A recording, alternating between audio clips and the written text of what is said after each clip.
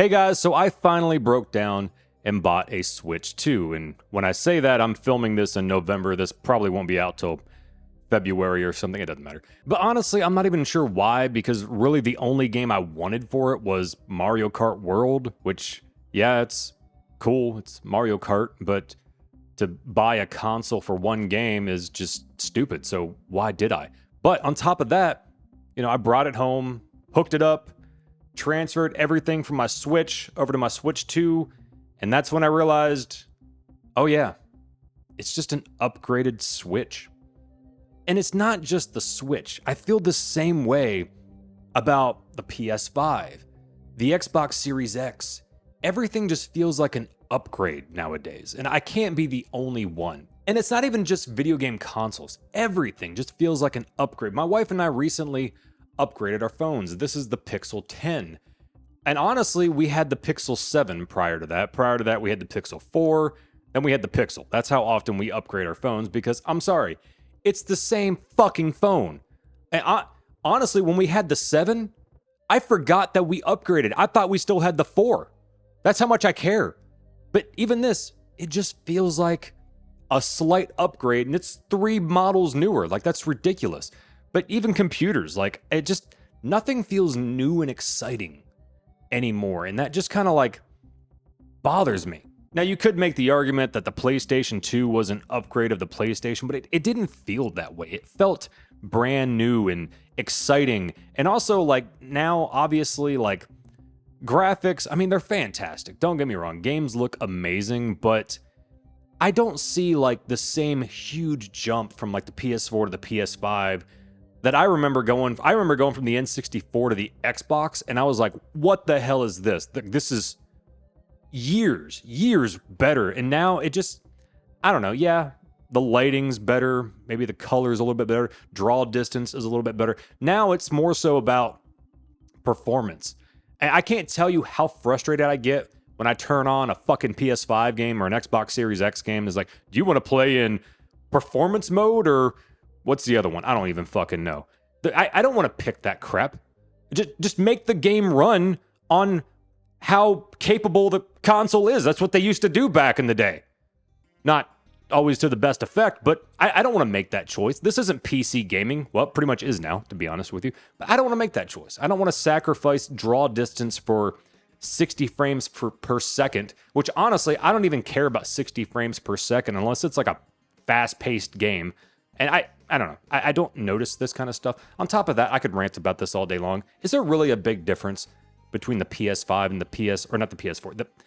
And to be honest, is there really a big difference between the PS5 and the Xbox Series X at this point? I mean, they just feel like PC consoles, which we'll get to later on. But anyway, you can make the argument that, yeah, the PS2 is just an upgrade of the PlayStation, or the Super Nintendo was an upgrade of the Nintendo. But the reason it didn't feel that way is because of the fact that you were getting access to games that nobody else had access to, aside from those who had that console. But you had a Super Nintendo. If someone still had the Nintendo, they weren't playing Super Mario World. They weren't playing Donkey Kong Country. You know what I mean? Like, but now, there's like this blur between the PS4 and the PS5. Like, so many games you can play on both. Again, it's just an upgrade of the previous console. And I think that's great. That's great for people who can't afford modern consoles. But at the same time, it's devaluing me spending this money to buy a new console when I could just play all these games on the PS4. You know what I mean? On top of that, not even that, you have the PS5 Pro. You release a console in the middle of its lifespan that's slightly better. And not even, I'm waiting for Xbox to do this. I don't know if they're going to, but obviously they did it with the Xbox One X. And of course, PlayStation 4 Pro, all that kind of crap. But it's just irritating. I'm like, just make the consoles upgradable at this point. Yeah, I think people are just tired. Maybe it's just me, but I'm tired of being nickeled and dimed. And that's just what it feels like. Hey, here's a PS5. You know how long it took me to get a PS5? And then Sony's like, oh, here's a PS5 Pro. Fuck you. And prices are already out of hand. I mean, $500-$600 for a fucking video game console, then you release a more powerful version of it. It's not even that. I mean, it seems like my streaming services every month continue to go up. And we can talk about Game Pass. It went up too. Like I'm tired. Everything's expensive. We're just trying to have fun, man. That's all we're trying to do is have fun, and we can't because we're all broke. Anyway, that was my rant out of the way. But I'm just kind of wondering what the future of console gaming looks like at this point, because the thing for me was I was a huge Xbox fan, the original Xbox. I loved the OG Xbox, and I still do. I love collecting for it. It's not a reliable console by any means. I mean, neither was the 360. But I loved a lot of the games. Now, the problem with me, I didn't have a PlayStation growing up, so I didn't have a PS2 either.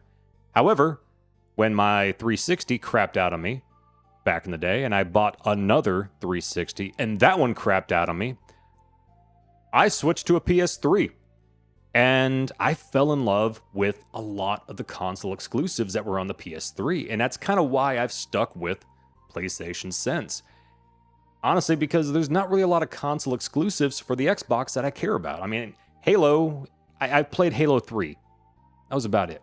I do like Gears of War, but that's kind of all I got. But there were a ton of Sony exclusives that I loved.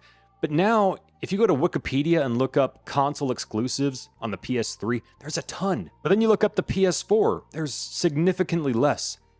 Look up the PS5, there's like 18 games. 18 console exclusives for the PS5. Like, that's ridiculous. And my argument is, what's the point? To me, console exclusives are what defined a console, and now it just doesn't seem like that's a thing because so many of these games end up on PC. I mean, hell, pretty much every game on the Xbox Series X is on PC. So, like, and I hear Sony talking about the PS6, and I'm like, why the hell should I care? And, you know, Xbox with their whatever, I don't know, Xbox Generation Q, whatever the fuck they're going to call their next console. Why should I care? I don't know at this point. I honestly just like, I have a gaming PC. I'm like, I might as well just stick with that, right? Anyway, my point is, why did I buy the Switch 2? And I realized what it was. I was chasing that high. And you know what I'm talking about. Back in the day when you got a new gaming console, it's like a whole new world was opened up to you. It was so exciting. It was thrilling. It was like this whole new adventure. It doesn't feel that way anymore at all, at least not for me. When I got the PS5, I was like, oh, it's just a better PS4. When I got the Xbox Series X, I was like, oh, it's just a better Xbox. And when I got the Switch 2, I was like, it's just a better Switch.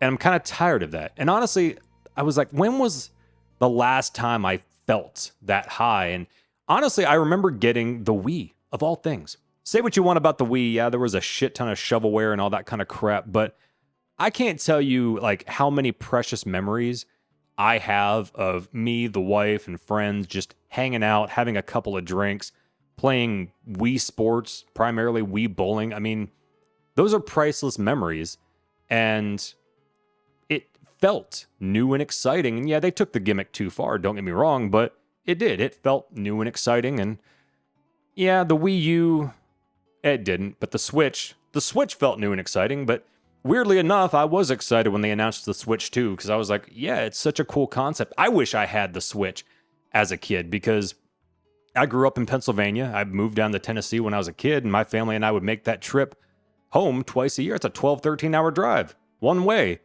That's a long time for a kid to be in a car. And yeah, you could be like, well, James, why don't you get like a Game Boy or something like that? I hated handheld gaming back in the day. I'm still not a fan of handheld gaming. It's just, it's annoying to play, especially with like the Game Boy. You got to be in the right light and all this kind of crap. And, you know, it just wasn't for me. And I didn't want to waste a birthday or Christmas gift on something that I was going to use twice a year. But if I had the Switch, I would have had that. Plus, on top of that, a lot of it, you know, I'm sure a lot of you remember one TV in the house. And, you know, if your dad wanted to watch TV, well, you could just pick up your Switch. That's awesome. I love the Switch. But, you know, again, it was just disappointing when I got it. Hell, even the Kinect. Say what you want about the Kinect, but when I finally got it, like, again, I had a lot of fun with that. And I feel like if they stuck with it, it would have been a pretty cool concept, but they just gave up on it completely. Anyway, this turned into more of a rant than I expected, but yeah, sadly that's the reason why I bought the Switch 2. I was chasing that same high that I remember of getting a new video game console, feeling like this is something new and exciting. It felt like the future, and again, you felt like this world was unlocked to you. I don't know. It just doesn't feel that way anymore. And again, like I said in the previous video, I can't tell if I'm just old and senile or it just kind of sucks. But it doesn't give me a lot of hope for the future, you know? Like I said, what's the point in a PS6 or an Xbox generation queue? What's the point? Thanks again for watching, guys. You know what to do. Like, comment, subscribe, all that fun stuff, and I'll see you again next time.